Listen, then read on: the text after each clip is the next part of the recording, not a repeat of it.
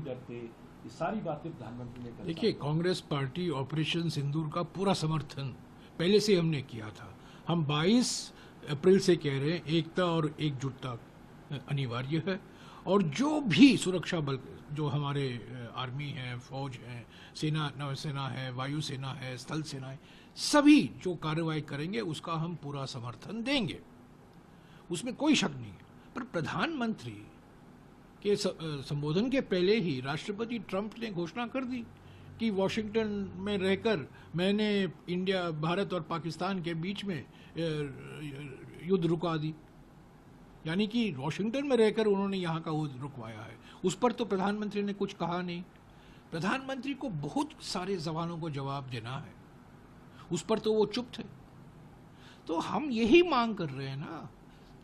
पिछले 2 हफ्तों में 2 सर्वदलीय बैठक हुई हैं, प्रधानमंत्री मौजूद नहीं थे, कुछ बातें नहीं हो पाई, कुछ स्पष्टीकरण नहीं हुआ, कुछ हमारे सवाल थे सार्वजनिक तौर से हमने नहीं पूछा, हम सर्वदलीय बैठक में हमने पूछा। तो आज भी हम मांग करते हैं प्रधानमंत्री एक बैठक बुलाएं, सभी विपक्ष नेताओं को बुलाएं, विश्वास में लें। और ये क्या बार बार राष्ट्रपति ट्रंप घोषणा कर रहे हैं कि भारत और पाकिस्तान के बीच में वार्तालाप होगा और तीसरे जगह में वार्तालाप होगा, न्यूट्रल साइट में वार्तालाप होगा, इस पर इसकी सच्चाई क्या है? और उन्होंने कहा है क्योंकि अभी इसके बाद व्यापारिक संबंध जो हैं, आर्थिक संबंध जो हैं और भी मजबूत होंगे। क्या कोई रिश्ता है यहाँ युद्ध रोकने का और भारत के साथ, अमेरिका के साथ हमारा जो निर्यात जा रहा है वो और भी बढ़ेगा? तो ये क्या राष्ट्रपति ट्रंप की ओर से, उपराष्ट्रपति वांस की ओर से, सेक्रेटरी ऑफ स्टेट रूबियो की ओर से जो बयान आ रहे हैं, ये हम क्या, हमारा क्या रवैया है, हम क्या चाहते हैं, हमारा रुख क्या है? विदेश मंत्री चुप हैं, राष्ट्रीय सलाहकार, जो सुरक्षा सलाहकार हैं वो चुप हैं, प्रधानमंत्री तो अपनी चुप्पी तोड़ते ही नहीं है किसी मामलों पर। हालांकि 19 जून 2020 को उन्होंने चुप्पी अपनी तोड़ी थी और चीन को एक क्लीन चिट दे दिया था, जिसकी वजह से हम कमजोर हो गए।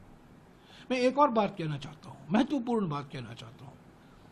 कारगिल युद्ध जब समाप्त हुआ, जिसमें हम विजयी हुए, हम विजय हासिल की, 3 दिन बाद, सिर्फ 3 दिन बाद 29 जुलाई 1999 को अटल बिहारी वाजपेयी की सरकार कारगिल समीक्षा समिति का गठन करती है। 5 सदस्य उसमें हैं, और उस समीक्षा समिति की अध्यक्षता कौन करते हैं? जो रक्षा मामलों में सबसे बड़े विशेषज्ञ माना जाते थे, के सुब्रमण्यम, उन्होंने इस समिति की अध्यक्षता की। और के सुब्रमण्यम है कौन? आज के विदेश मंत्री के पिताजी। और ये कारगिल समीक्षा समिति की रिपोर्ट पार्लियामेंट में पेश किया गया 23 फरवरी 2000 को।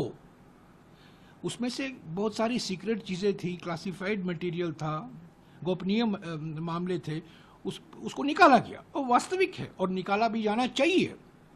पर देखिए, वाजपेयी जी की सरकार ने कारगिल समीक्षा समिति बिठाई, उसकी अध्यक्षता आज के विदेश मंत्री के पिताजी ने किया, और 23 फरवरी 2000 को वो पार्लियामेंट में पेश किया जाता है।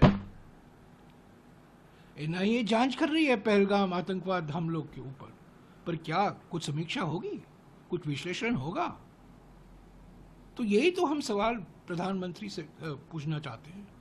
प्रधानमंत्री तो सवाल का जवाब नहीं देते हैं, एक लाइन देते हैं, कोई फिल्मी डायलॉग मारते हैं और चले जाते हैं।